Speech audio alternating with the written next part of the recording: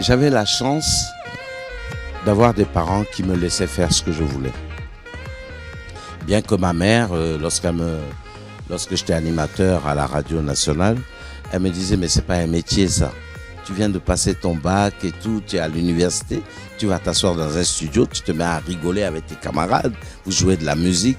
Mais malgré tout, mon père, lui, il m'a laissé faire. Il m'a laissé les mains libres et j'ai continué à travailler comme je voulais. Les gens disaient, il a une belle voix, il faudrait qu'on l'exploite. Et on me faisait lire tous les éditoriaux, les commentaires. Je me rappelle, ça se terminait toujours par « Prêt pour la révolution, la lutte continue ». Bon. Et je lisais tous ces commentaires avec beaucoup de plaisir. Hein. Je m'appelle Moïse Roupati, maître de cérémonie bilingue, business développeur. Alors, j'ai quelques questions. Comment adapter son style à des événements multiculturels? Ça fait plus de 50 ans que vous êtes en train de faire de la radio. Qu'est-ce que vous faites pour entretenir votre voix? La fameuse question. Ça, c'est la grande question.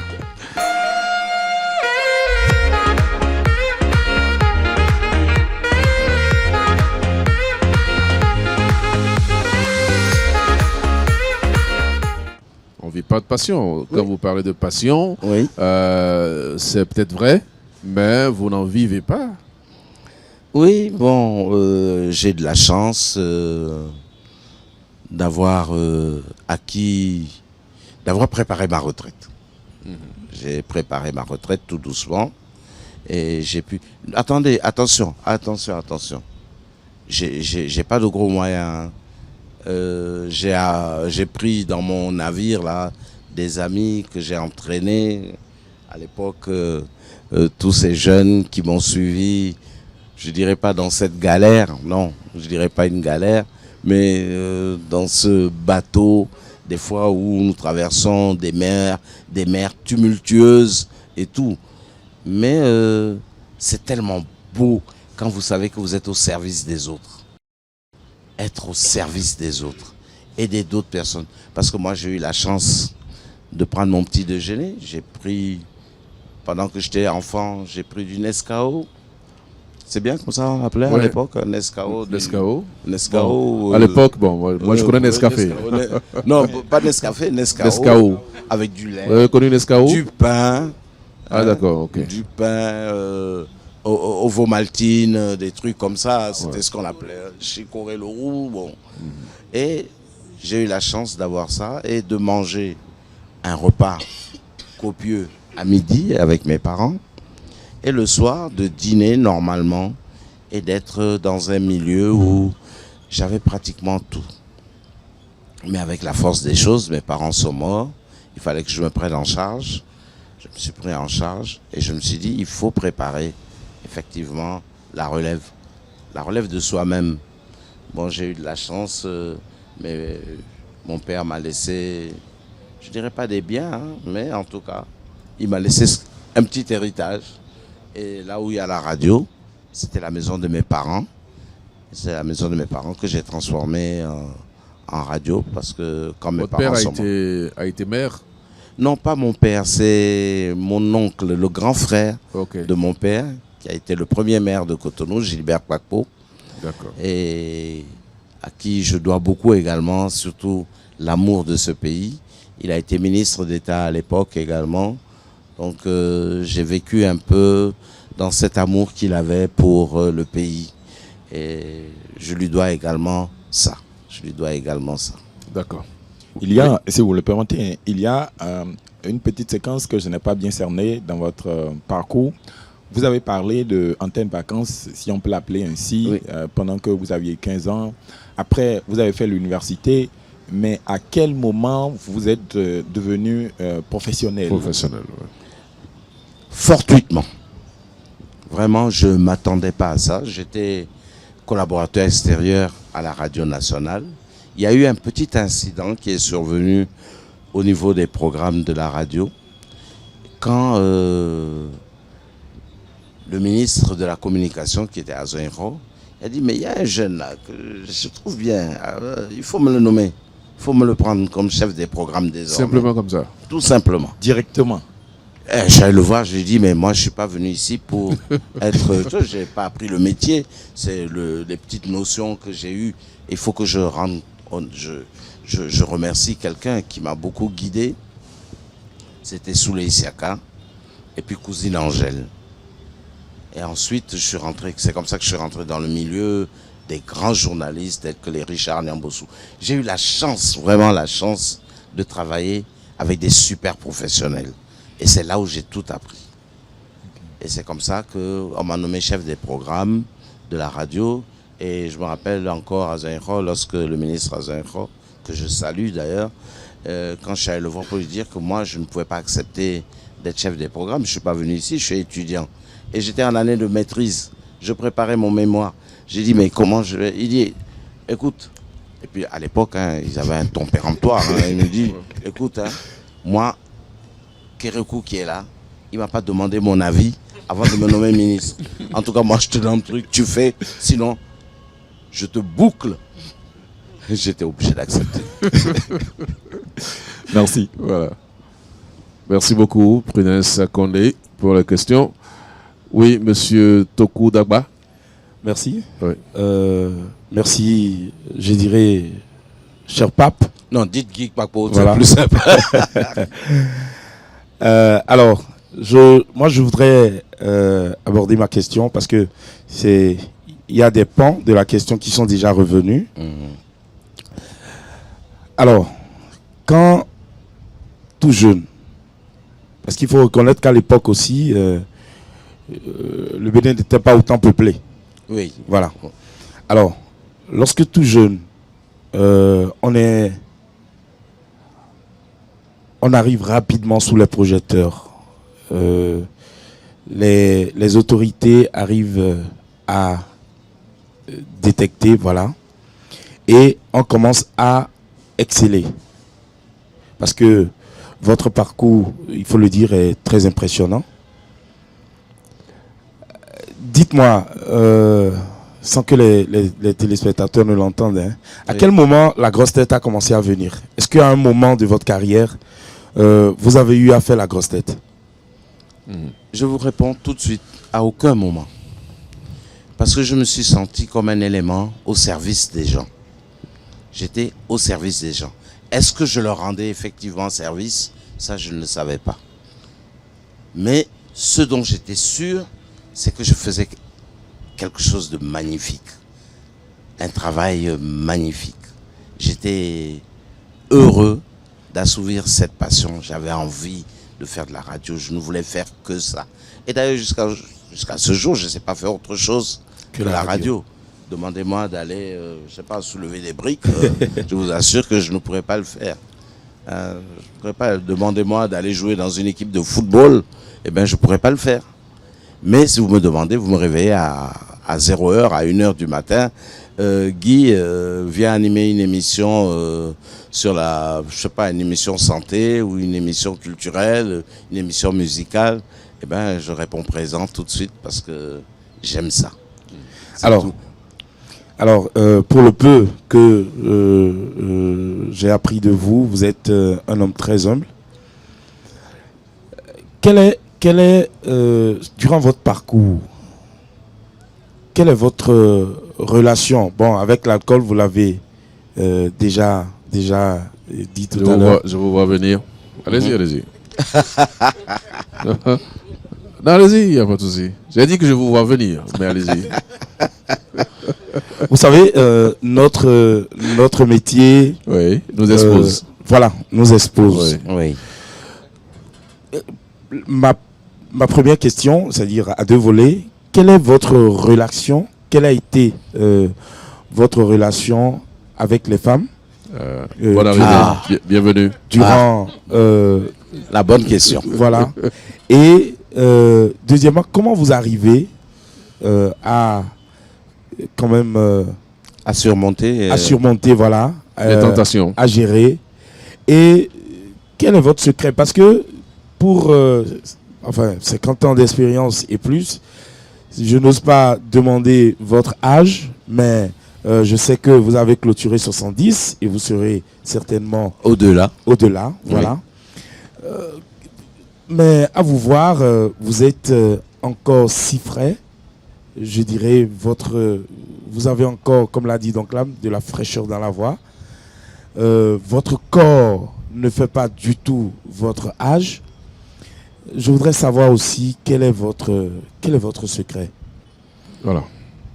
Bon, secret, bon, j'ai pas de secret. Je vous ai dit, j'ai évité certaines tentations. À l'époque, je disais, et c'est ce que j'ai toujours expliqué, c'est tout ce que j'ai recommandé à tous mes collègues. J'ai dit, faites très attention. Parce que quand on vous invite dans un maquis, dans une buvette, et vous voyez quelqu'un qui dit, bon, écoute, c'est donc là-bas, allez, offrez-lui un whisky là. On le prend. On ne sort pas, on ne débourse pas un copec. On ne débourse rien. Donc on boit. Et quelqu'un d'autre vous voit de l'autre côté. Ah mais Faut lui faire un tour.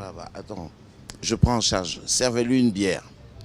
Et à force d'accumuler, on habitue son organisme à l'alcool. Et c'est comme ça qu'on devient un ivrogne. Tout simplement. Parce que vous buvez sans payer. Vous buvez sans compter.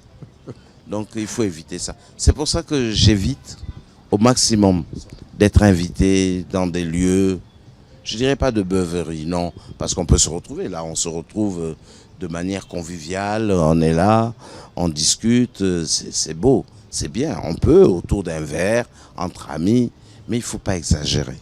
Faut pas exagérer. L'alcool tue, mes amis. L'alcool, et nous journalistes, on a trop de tentations avec l'alcool. Il faut éviter ça. Il faut éviter. Il n'est pas interdit de boire. Mais rentrez chez vous, vous prenez une bière. Moi, j'arrive pas à vider la grande bouteille de bière. Si je prends la petite bouteille, là, je suis à l'aise. Je peux vider une petite bouteille. Je peux prendre. Et même moi, ma boisson préférée, d'ailleurs. Donc là, on sait que j'aime bien le Ricard. Le Ricard, oui. Le Ricard. Avec un peu de bière. Non, avec de l'eau, des glaçons de temps en temps. Et je prends en mangeant, je siffle ça tout doucement. Et je prends. Et je sais pas, comme disait mon épouse, elle me dit, tu as dû avoir des problèmes d'allaitement maternel parce que le Ricard, dès qu'on met de l'eau, ça devient du lait. Ouais. Donc, et je me suis dit, bon, j'essaye d'éviter ça. Bon, maintenant, la question qui blesse, c'est les femmes. Les femmes. C'est vrai que tout abus est mauvais pour l'organisme. Bon, moi, j'ai été marié, divorcé. Ensuite, je me suis remarié. Lorsque j'ai divorcé, je me suis remarié. Mon épouse est décédée d'un cancer. Bon, je ne pouvais pas continuer à vivre seul. J'ai pris une autre femme. Une amie avec laquelle j'avais des petites relations, parce que je suis un homme. Hein. Oui, Je me suis décidé. Vous savez, c'est plus facile pour une femme. C'est plus facile pour une femme. J'étais veuf. C'est plus facile pour une femme d'être veuve que pour un homme.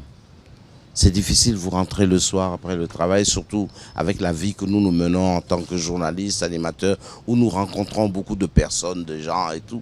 Mais on arrive à la maison, après avoir quitté le feu des projecteurs, vous vous retrouvez tout seul. La solitude, à ce moment-là, vous tue, vous ronge. Et c'est ça qui vous emporte le plus vite possible, le plus rapidement possible à la tombe. Et comme moi, j'ai pas envie de mourir maintenant, donc je me suis remis avec... donc là, je vis en couple. Et je vous assure que je suis très heureux. Si je vous annonce que j'ai un bébé de 6 mois, vous n'allez pas me croire? Waouh. Voilà. Ok, une autre question? Non, je crois que c'est bon. Vous pouvez supporter la petite bière, la petite bouteille de bière? Ouais, pourquoi pas. Non, répondez franchement. Répondez franchement. Ne regardez pas les caméras. Et puis n'oubliez pas que nous sommes là. Donc il y a des témoins. En fait. Alors, Ouais, bon, je ne sais pas pourquoi. Non, il s'agit la seulement question- de ne pas abuser. Oui. Vous pouvez boire la grande bouteille, c'est pas interdit. Une Vous seule, pouvez hein, boire pas plus. 2, 3 bouteilles, c'est pas interdit. Mais il ne Non, faut mais- pas en abuser. Ouais, c'est c'est clair. comme avec les femmes. Il ne faut pas en abuser. Hein. Il faut retenir ça, ne posez plus de questions, retenez ça. Non, Ouais. c'est pas une question. Déjà, bon, à deux, moi-même, je Ah me bon limite à deux. Ah bon? Pourquoi Deux, c'est pas beaucoup. Ça dépend de votre organisme. il y a un piège derrière cette question-là? Parce que la façon dont Non, ne faites pas attention. Donc, il là, insiste, il aime bien la façon dont taquiner il les gens. insiste, c'est comme s'il veut dévoiler un truc. Bon, je passe mon micro D'accord. à quelqu'un d'autre. Rapidement, Aïe. Merci beaucoup, Karl. Oui. Merci beaucoup. Bonsoir, chers téléspectateurs, chers amis, MC. Donc là, bonsoir. Bonsoir. Le pape, bonsoir. Je vais vous dire pourquoi on m'appelle le pape. Très bien, c'était une de mes questions. Ah bon, je vais vous dire Donc pourquoi on on commence m'appelle par le pape. celle-là. En fait, je suis né d'une mère, comme je vous l'ai dit, capverdienne sénégalaise. Elle est d'origine capverdienne, mais de nationalité sénégalaise. Parce que vous savez, entre 500 km qui séparent le Cap-Vert et beaucoup ont immigré vers le Sénégal. Et c'est là où j'ai grandi. Et chez nous, là-bas, pape, c'est pape. C'est un prénom, en fait. Ok. Pape, c'est papa, c'est grand frère. Ça. Et quand je suis venu au studio, un jour, il y a une de mes sœurs qui disait « Hé, pape !» Et Pépé Ripé a entendu ça. Pépé Ripé m'a dit « Ah, donc toi, tu es le pape !» Et c'est fini. Et on a travesti un peu ce concept-là. Mais sinon, ça n'a rien à voir avec le pape du Vatican.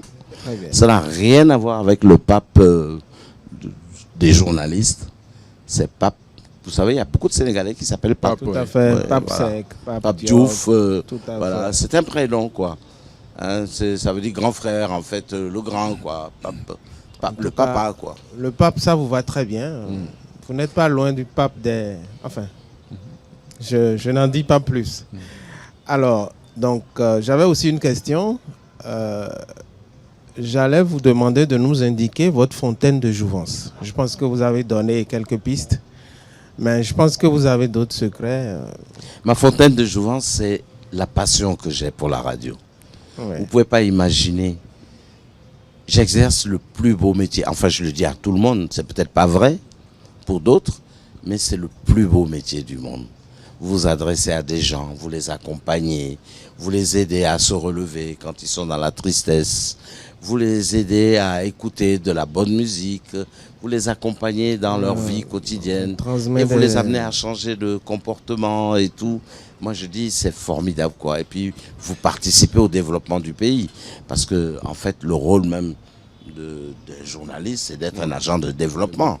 Hein, c'est d'être un agent de développement et d'aider à développer le pays. Demain, qu'allons-nous laisser aux générations futures? Qu'allons-nous laisser à nos enfants? Qu'allons-nous laisser à toutes ces populations qui sont beaucoup plus jeunes que nous? Et moi, je pense que c'est déjà quelque chose de formidable quand vous laissez cet héritage-là. Et ça fait qu'on a toujours envie de rester jeune pour pouvoir servir davantage. Ben, merci. Je pense que l'un de vos secrets aussi, c'est d'être resté très proche des jeunes. Parce que quand je vois... Oui, ça c'est vrai. Ça c'est vrai. Voilà un, même s'il n'est plus tout jeune. Je suis plus jeune.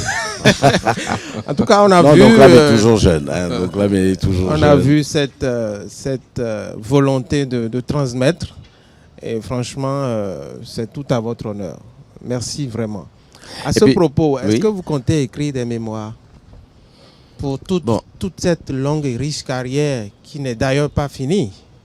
C'est ça le truc. Moi, j'ai déjà ce projecteur-là qui est sur moi. Je pense que c'est suffisant. Parce que chacun peut écrire ses mémoires. Oui. Chacun fait quelque chose de bien. Mais est-ce que tous font des choses qui sont si bien qu'elles doivent servir d'exemple? Non. Moi, je pense que chacun vient poser sa petite pierre et tout.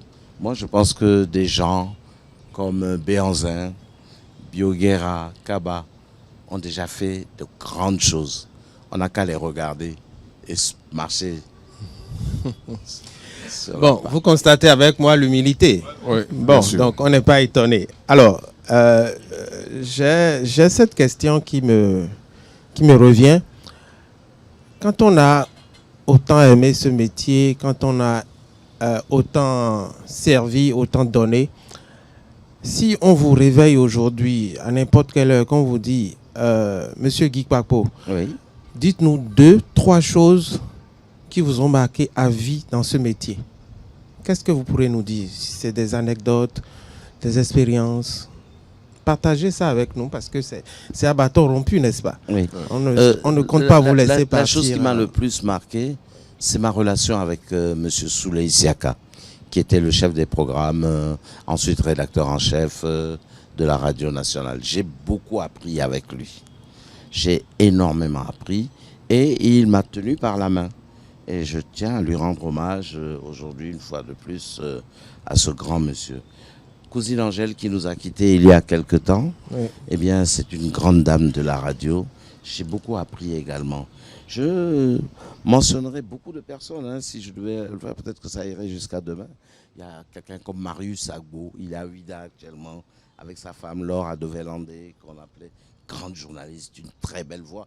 Et jusqu'à présent, une très belle voix, une voix magnifique. Et bon, Théophile Zanou qui nous a quittés il n'y a pas longtemps. Et puis il y avait les techniciens. Les techniciens, c'était les hommes de l'ombre.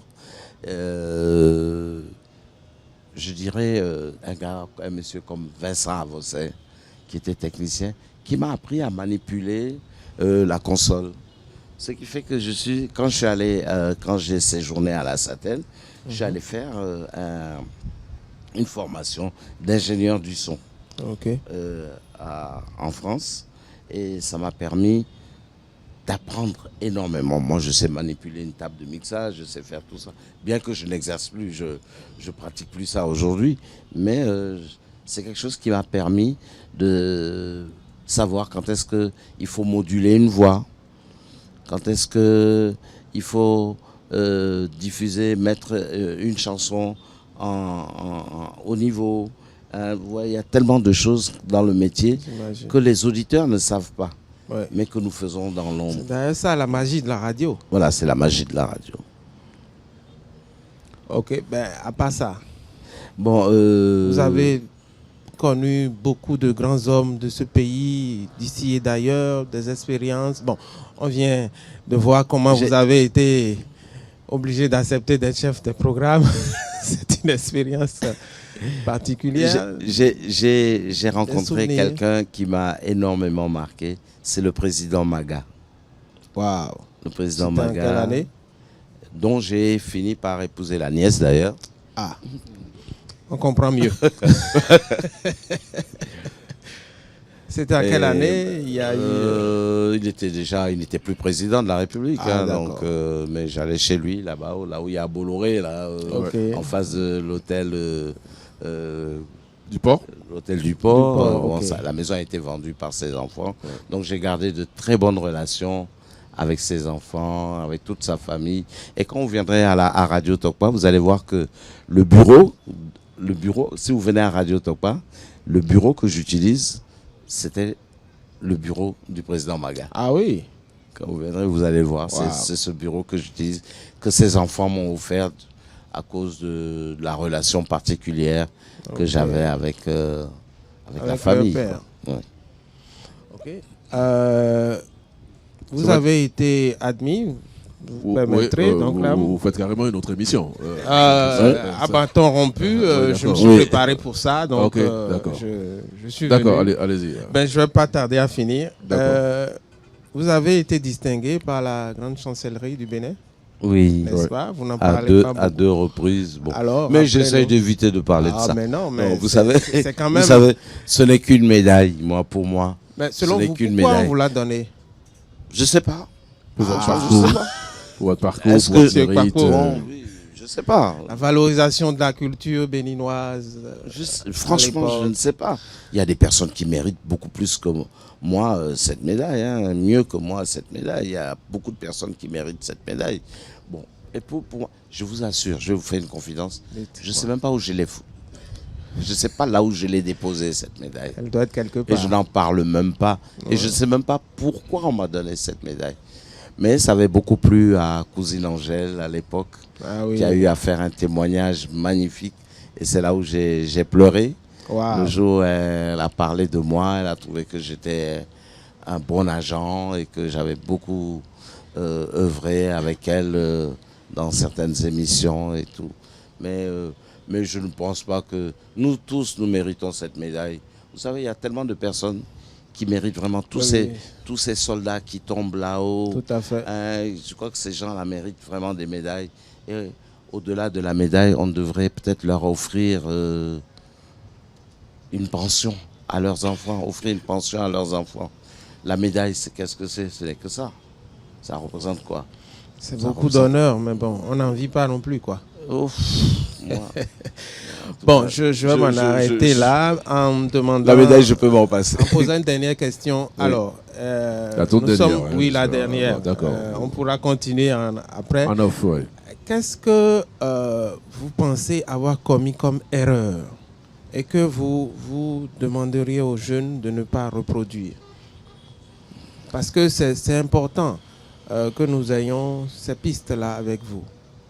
Quand vous sondez tout votre parcours, vous vous dites, j'ai fait telle erreur, il faut que j'en parle pour que ça n'arrive pas à ces jeunes qui en veulent et qui veulent avancer. Ça, c'est une question assez complexe. Comme erreur, peut-être, c'est d'avoir pris la radio pour une passion.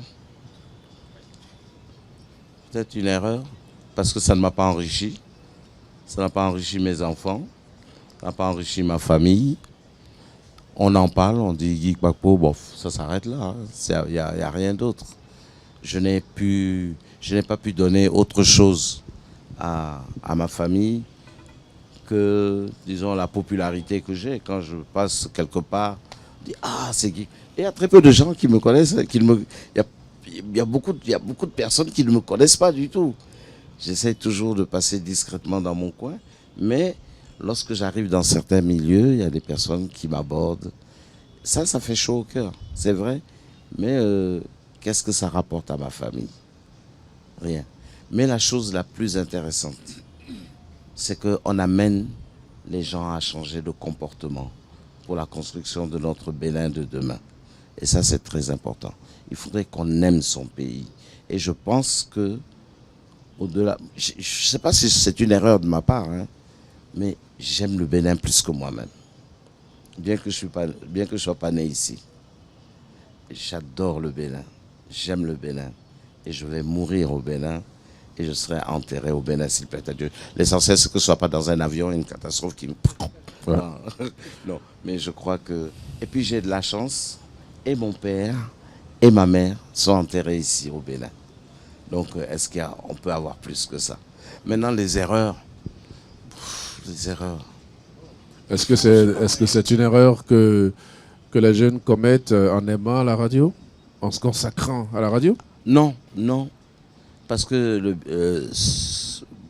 pour moi, je me dis c'est une erreur parce que ma mère ne voulait pas que je fasse de la radio. Ma mère ne voulait pas que je fasse de la radio, elle voulait que je sois médecin. Bon, malheureusement, à la vue du sang, je n'arrive pas à supporter.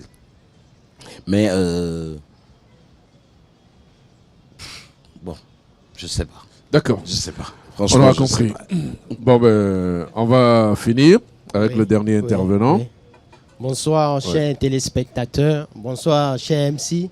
Bonsoir, DG. Bonsoir. Bonsoir, monsieur Guy Kpakpo. Bonsoir, oui. Je tiens à vous remercier d'avoir effectué le déplacement ici ce soir. Que ne ferais-je pas pour Don Clamambalo? Merci beaucoup. Oh non, pas envie, il faut applaudir. Faut pas juste avoir envie de le faire, il faut le faire. Non, ça ne m'étonnerait pas. Une bouteille de bière et vous allez applaudir. Oui, monsieur Kpakpo. Je m'appelle Joseph Lorenzo, je suis consultant en langue anglaise. Ah. Ouais.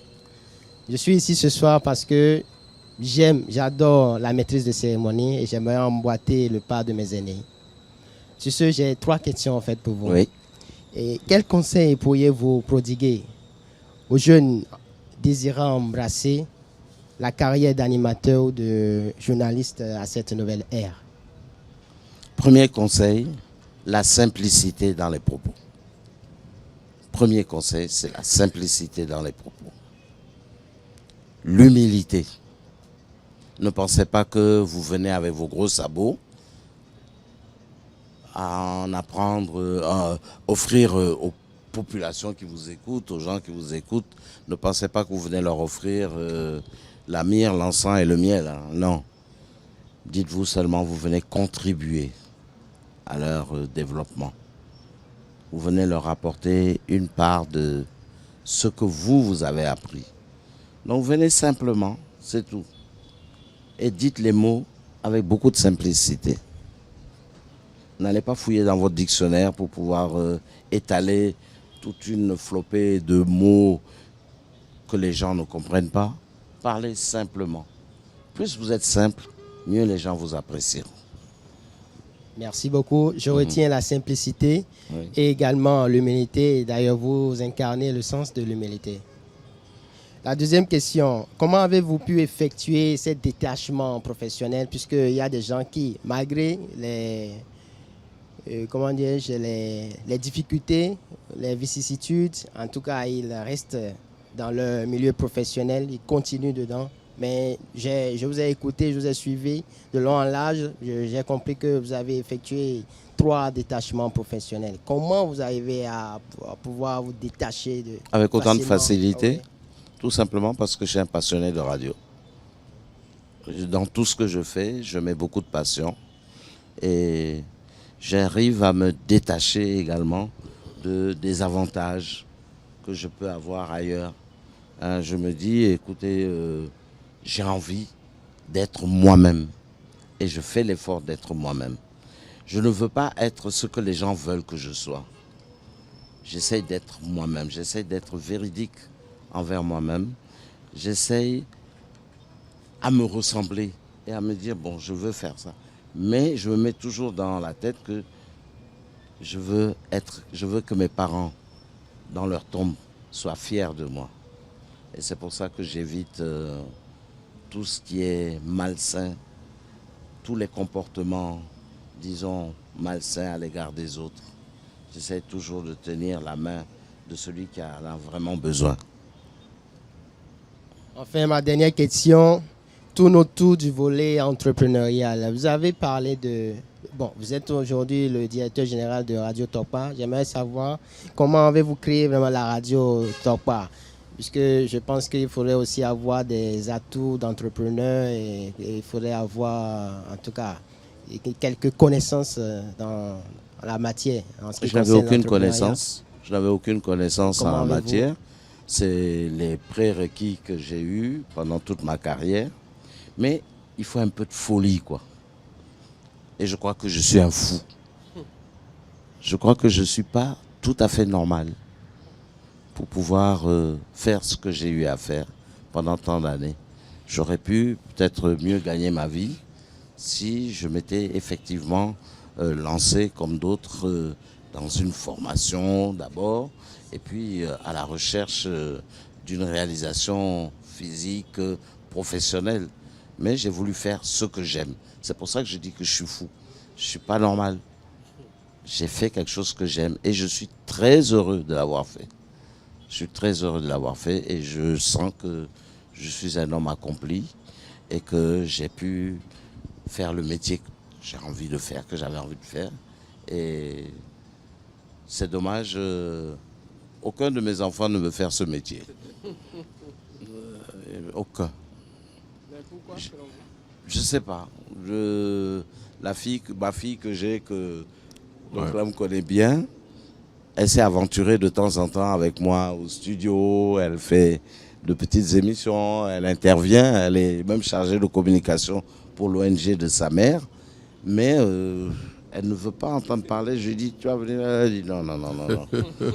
Ça là, si tu veux, je t'accompagne, mais travailler à la radio, pas question. Je ne veux pas faire de la radio. Voilà. C'est bon? Ok, merci beaucoup. Ok. Merci. Alors, je ne sais pas si il y a d'autres questions. Oui, d'accord. Il n'y a pas de souci. Avec plaisir, nous avons été rejoints entre-temps par 2 dames. On n'était que des hommes.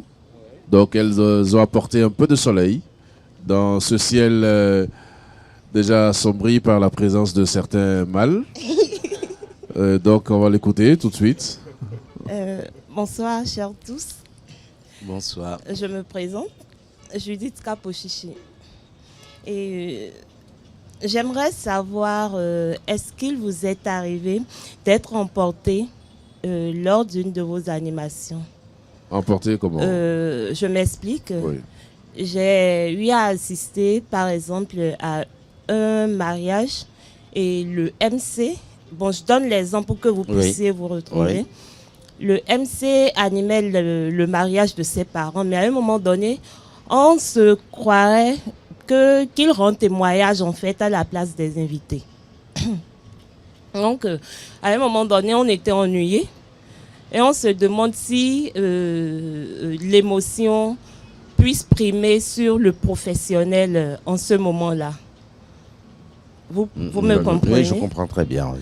Donc, je ne sais pas si à des moments donnés, lors de vos animations à la radio ou ailleurs, vous avez eu à faire face à ces cas. Et si vous ne l'avez pas vécu, dans le cas où je vous ai donné l'exemple, est-ce que le MC est excusable? Vous savez, s'il y a eu ce problème, c'est parce qu'il n'y a pas eu de préparation. L'improvisation, c'est ce que j'ai dit tantôt, l'improvisation, ça tue. Donc, préparez tout ce que vous avez à faire. Et s'il le faut, moi, j'aimerais bien vous inviter un jour lorsque je fais une émission. Ce serait avec plaisir. J'écris les grandes lignes de mon émission. Et après, quand j'ai écrit, bon, je mémorise. Et après, quand je rentre en studio, allez, c'est parti. Et j'essaye de suivre cette ligne. Il y a une direction à suivre. Mais quand vous arrivez, que vous mettez à improviser, des fois, on se perd. On part, on revient, on navigue en quelque sorte. Et c'est très dangereux d'ailleurs. Et je crois que c'est pour ça qu'on a ce genre d'aventure, de mésaventure. Merci. Sylvie? D'accord. Madame Sylvie Gbalessi, vous venez d'arriver, donc bon, ça on va couper ça, hein, on va pas laisser ça passer à l'écran. Donc certainement au cours du cocktail, on aura la possibilité donc de mieux discuter avec vous, Monsieur Kpakpo et tout le reste. Je ne sais pas si je reviens toujours aux amis journalistes qui sont là. Est-ce qu'il y a d'autres préoccupations? Retenez simplement que cette rencontre est liminaire, comme je dis. C'est une rencontre qui nous permet de nouer le contact et puis après de l'approfondir. Et connaissant votre sens de la disponibilité, de l'altruisme et tout le reste, nous comptons sur vous pour que, au-delà d'ici, lorsque les jeunes confrères auraient besoin de vous, discuter avec vous, recueillir quelques recommandations, nous osons croire que vous serez vraiment disponible pour le faire, Monsieur Kpakpo Guy. En tout cas, je reste disponible à tout moment. Je vous invite même à me rejoindre de temps en temps dans mon studio là-bas. Et on peut toujours continuer la discussion et pourrait voir un peu comment j'officie, par exemple, dans mon milieu, dans mon marigot, comme disait l'autre, quoi. Ouais. Alors, je vais vous laisser conclure notre entretien. Qu'est-ce que vous avez envie de dire à tous ces milliers de téléspectateurs, d'auditeurs qui vous suivent, qui ne vous connaissaient certainement pas, aussi bien ceux qui ne vous connaissaient pas que ceux qui vous connaissent déjà? Vous avez la responsabilité de conclure maintenant nos échanges. Non, pour conclure, je serai très bref. Ce que je demanderai à nos auditeurs, c'est d'aimer le pays. Il faudrait que le pays soit notre pays. Et qu'on sache que c'est tout ce que nous allons laisser en héritage à nos enfants, aux générations futures. Parce que nous ne sommes pas éternels. Faisons ce qu'il y a de mieux pour que nos enfants demain puissent profiter de ces acquis, de cet héritage magnifique que nous ont laissé nos parents. Donc moi je pense que vous devez aimer le pays, nous devons l'aimer comme nous-mêmes et l'aimer plus que nous-mêmes. L'aimer plus que nous-mêmes. Voilà. C'est tout ce que je peux vous dire. D'accord. Lorsque je vous regarde parler, j'ai je revois un autre guest que nous avons reçu ici, qui est Moufliadi. Vous avez des traits de ressemblance. Oui. Et même dans votre parcours, il y a des éléments qui reviennent, parce que lui également ici, il disait qu'il écrivait tout ce qu'il disait. D'ailleurs, avant d'arriver ici, il était venu avec un document qu'il nous a laissé comme héritage, un peu comme pour dire que tout ce qu'il fait n'est pas improvisé, donc il écrit. Vous l'avez dit vous-même ici. Il a parlé d'humilité, vous avez dit la même chose. En fait, quand on fait la synthèse, il y a des règles qui sont universelles pour nous et que nous devons intégrer comme des valeurs. Et puis après, chacun de nous pourra ajouter ce qui représente sa spécificité à lui. Franchement, merci beaucoup d'avoir accepté de partager votre parcours avec nous, votre expérience, vos espoirs, vos craintes aussi. Ça nous édifie à plus d'un titre. Je vous demande de l'applaudir, s'il vous plaît, parce que ça, on doit le faire. C'est très important. C'est même un standing ovation. Mais si vous permettez, oui. Vous avez parlé de Moufliadi. Oui. C'est un modèle pour moi. Absolument. Il a été mon meilleur ami à l'ORTB, il a été mon adjoint et il a été quelqu'un de très proche. On est très très très proches l'un de l'autre. Et je pense que c'est un excellent journaliste, un excellent animateur. Et je profite justement de votre antenne pour lui dire salut Mouf, tu es un gars vraiment bien. D'accord, merci beaucoup. Vraiment bien. On s'applaudit. Je pense que dans notre milieu, on doit pouvoir faire ces témoignages-là les uns pour les autres. J'ai envie de pouvoir dire un jour, Yves, tu es un gars très bien, malgré toutes les conneries que tu fais. J'ai envie de dire, Karl, tu es un gars bien. Il faut que nous puissions arriver là un jour. Franchement, c'est un exemple que vous nous donnez et nous aimons beaucoup ça. Alors, nous avons décidé, M. Kouapo, de vous rendre hommage parce que ne pas le faire serait ne pas reconnaître votre mérite. Moi, personnellement, pour le témoignage, j'ai grandi sous votre ombre, je le dis. J'ai fait plus de 15 ans à votre service, à Radio Tokpa. Vous m'avez permis d'aller sur notre radio. Vous m'avez permis d'éclore. Et je crois que je vous dois toute la reconnaissance qu'un enfant peut devoir à son papa. C'est l'occasion pour moi de vous dire merci, infiniment merci pour tout. Je crois que vous nous avez honorés. Et nous également, on doit vous honorer. Pour nous, vous êtes une lumière. C'est pour ça que nous avons décidé de vous offrir ce petit présent que vous allez devoir accepter. C'est un trophée pour nous. Oui, venez s'il vous plaît. Et vous allez voir que c'est vrai que c'est détachable.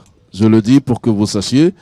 Mais ce que nous avons inscrit là-dedans est très simple.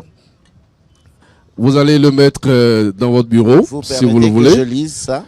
Soit dans votre bureau, soit vous le mettez, je ne sais pas où. On va brancher, parce que ça se branche, simplement. Karl, vous allez nous aider. Et quand vous allez brancher, ça s'allume. Et vous voyez là-dedans ce qui est écrit. À la lumière que vous êtes pour nous. Monsieur Kouapo, merci infiniment, merci pour tout. Pour votre don de votre personne et pour tout le parcours qui est le vôtre. Notre reconnaissance à tous les MC et à tous les téléspectateurs. Et donc c'est pour vous. C'est un signe de reconnaissance pour tout ce que vous avez fait pour nous. Merci. À la lumière qui nous éclaire, merci Monsieur Guy Kouapo. C'est moi qui vous remercie. Ouais. Remercie de m'avoir écouté, parce que vous auriez pu vous abstenir de venir. Vous m'avez écouté avec beaucoup de passion d'ailleurs. Et les questions étaient tout à fait pertinentes. Et je pense qu'on a encore beaucoup de choses à faire ensemble. Et si vous le voulez, on continuera de faire le chemin ensemble. Voilà. Tant que Dieu nous donnera ce souffle de vie. Merci beaucoup. Je veux dire pour l'histoire que ce que nous organisons comme After Work de MC aura vécu pendant plusieurs semaines. Nous nous sommes retrouvés entre MC. Nous avons partagé nos joies, nos peines, nos expériences et tout le reste. Aujourd'hui, vous êtes notre dernier invité sur le programme parce que c'est la fin de cette saison, c'est la fin de l'année. Et à partir de janvier, la After Work de MC, ça n'existera plus. Ça va devenir After Work des métiers. Parce que nous allons aller au-delà des maîtres de cérémonie et partir à la découverte d'autres métiers. que nous viendrons exposer avec les subtilités, les opportunités, les possibilités pour tous ces gens-là. Donc on pourrait avoir des avocats qui viendront parler de leur profession, on pourrait avoir ceux qui sont dans les métiers de l'artisanat qui peuvent venir, dans les métiers de l'assurance. En tout cas, on va élargir notre champ d'action pour que les jeunes qui nous suivent puissent apprendre d'autres métiers et d'autres opportunités. Donc franchement, votre présence ici est pour nous très importante et vous êtes le dernier de nos invités. C'est tout à votre honneur, Monsieur Kpakpo. Merci beaucoup. Et j'en profite pour présenter mes meilleurs vœux. Les vœux également les meilleurs à Madame Prudencio, la PDG donc de Eden TV Diaspora FM. Merci et merci à Donclam, merci à vous tous, merci à tous les téléspectateurs de Eden TV et merci pour tout. Merci pour l'accueil et merci pour ce si beau présent que je ne mettrai pas dans mon bureau. Je le mettrai plutôt dans ma chambre. D'accord. Que ce soit une lumière qui me rappelle tous les soirs. Ce sera ma lampe de chevet, en quelque sorte. Et je penserai à vous tous les soirs avant de m'endormir. Merci beaucoup, Monsieur Kpakpo. Chers amis téléspectateurs, merci pour avoir partagé avec nous ces grands moments de télévision. Merci de rester fidèle à Eden Télévision et surtout à ces programmes. Nous allons maintenant vous inviter à partager avec nous ce simple, petit, symbolique cocktail que nous vous offrons pour vous, Monsieur Kpakpo, pour tous les amis, pour tous les confrères qui sont là. Et donc la soirée se poursuit. Merci à chacun et à tous. Allez, à très bientôt et bonne année 2025. Beaucoup de bonheur. Voilà, c'était l'After DMC, fermé, bouclé, total. Merci beaucoup.